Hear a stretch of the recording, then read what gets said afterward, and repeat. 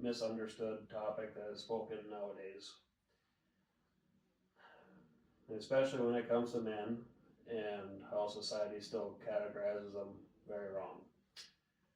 Now, with statistics, what a mental disorder is, and personal stories to be told, I aim to educate you, the audience, to be more aware and open about mental health and the stigma that surrounds it.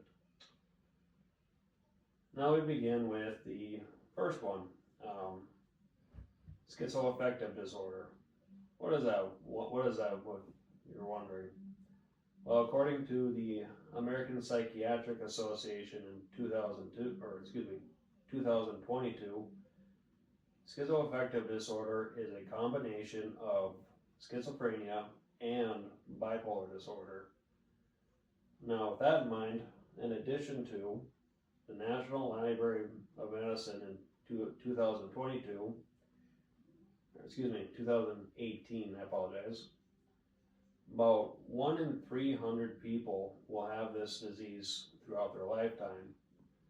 And keep that in mind as we read another fact.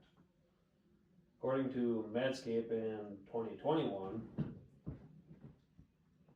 the symptoms for this disease could come from a relative who has another mental health condition, or it comes from an extreme stress or emotional trauma. With that in mind, we're going to be referring back to American Psychiatric Association. So the symptoms are periods of manic episodes, more energy and less need for sleep, and then mannerisms that are out of character. So what you're used to with another person, like what their daily tasks are, then seems may be a little off. So I have a brother-in-law that has this disorder by the name of Taylor. He was about 3 years old when the car accident he was involved in. Had a pretty tough go with everybody.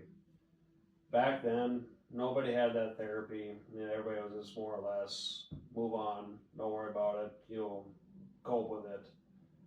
Now fast forward about 30 years later or so, Taylor had his first episode in about 2013 and had to be sent to the third floor in Thief River Falls.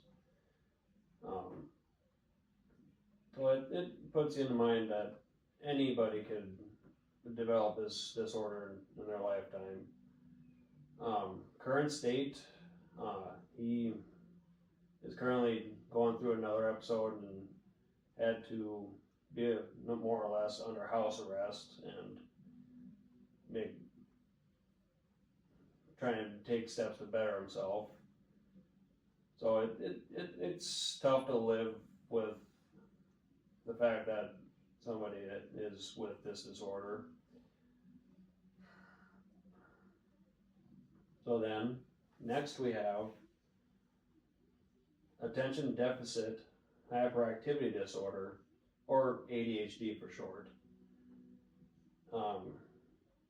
According to S.N. Visser and Associates in 2014, ADHD is a neurodevelopment disorder with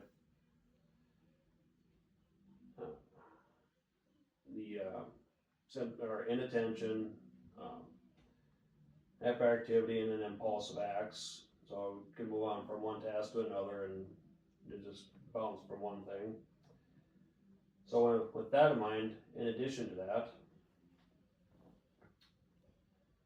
3 times as many men, or 13% more men, versus females, 4.2%, will have this disorder in their lifetime or would be diagnosed with this disorder.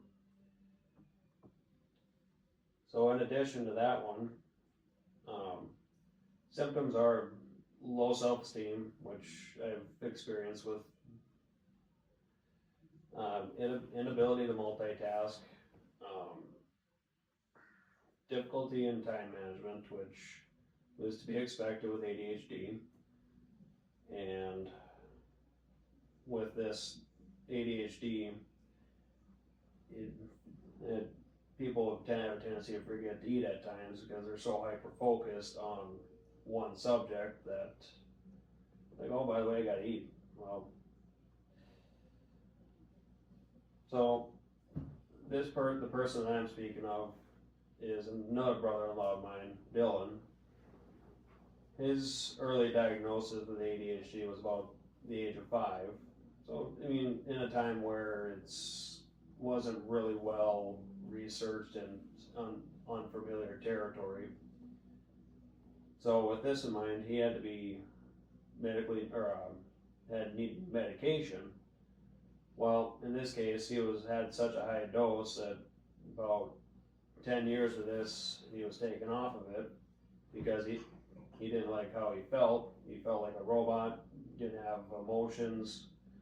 So it made him feel less of a person and more of a. So his current status, he seems to do pretty well, but at times I can tell there is that hyper focus tendencies where we would be visiting him, he'd be on his phone and be just dialed into what he's doing and forget his surroundings. So it's tough to kind of see it, just to see that, but we just more or less deal with it and take strides. So, and he finds ways to get help, so it's there.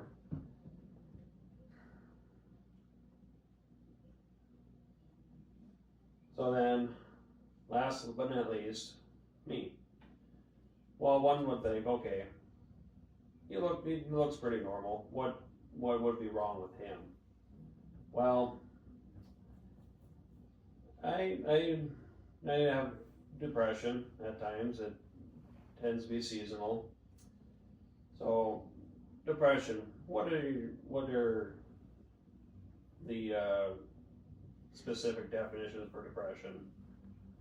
Well, according to D.F. Bruce in 2023, depression is mental health or a mood disorder, as it's classified.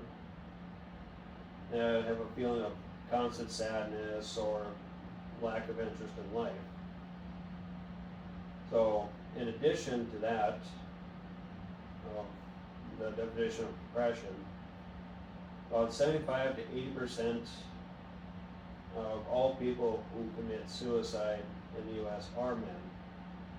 I'll let you leave that fact in mind right at this moment. Let it simmer. So, on top of that statistic, we have the symptoms. Well, it's key to know the symptoms. So, symptoms of depression is lack of energy, neglecting personal hygiene, and mood swings in your ability. Well, I haven't really dealt with the personal hygiene because I'm a pretty clean person. But I've dealt with the lack of energy, the mood swings, irritability. I don't really care for that person when I'm with my family. It's just not who I am. So my story with depression kind of deals with back about a couple years ago. Is when my longtime friend decided to move away, and little to no contact. So of course this was towards winter time of all seasons. It tends to put people in a different mood. So that put a damper on things. And then my wife, well, of course, her having the number of friends that she can hang out with, that put me in a bit of a deeper slump. Saying, hey, I'm here, hang out with me and whatnot. And so, and on top of that, being that our child was over a year old, that made it a little bit more depressing for me. So it took a while for me to come out of that and realize from the words of my wife that you can try and do more, get yourself out of that slump and make the effort to meet different people, even at work, which I'm glad I did. So I managed to get myself out of it, and it took some time, as anything will, but I'm glad. I still do feel it, the depression, every now and then, but it's not as prominent as once was when I had first dealt with it. And like I said, it took some time to really get out of it. So with the statistics, what the symptoms are, and what the mental disorders are, along with personal stories, I leave you with this. I urge you to be that person to call, to text, and to visit that one person you think is not feeling all right. Let them know that there are resources available and you can get them the help you need.